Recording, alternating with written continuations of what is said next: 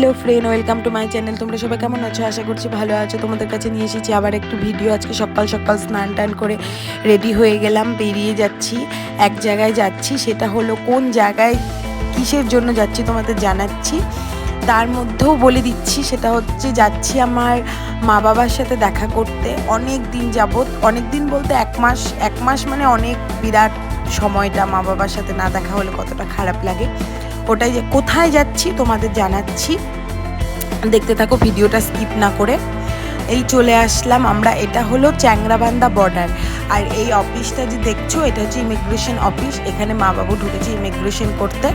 তারপর ছোট্ট করে মা বাবার সাথে একটা ছবি তুলে নিলাম। মা বাবুরা গেছিলো বাংলাদেশ, 1 মাস পর যাবত আসলো আজকে।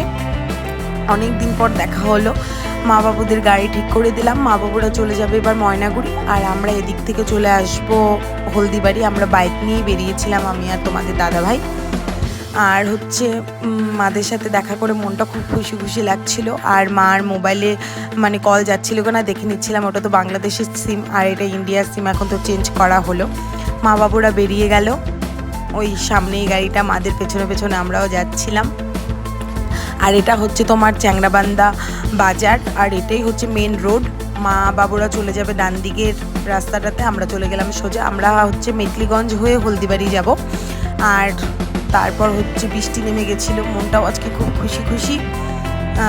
তারপরে রেনকোট পরে এলাম, আর আমরা জয় ব্রিজের সামনে দাঁড়িয়েছিলাম। বৃষ্টিও পড়ছিল, যার জন্য একটু চা খেয়ে নিলাম। অতিরিক্ত বৃষ্টির জন্য দেখো তিস্তার জলও বেড়ে গেছে প্রচণ্ড।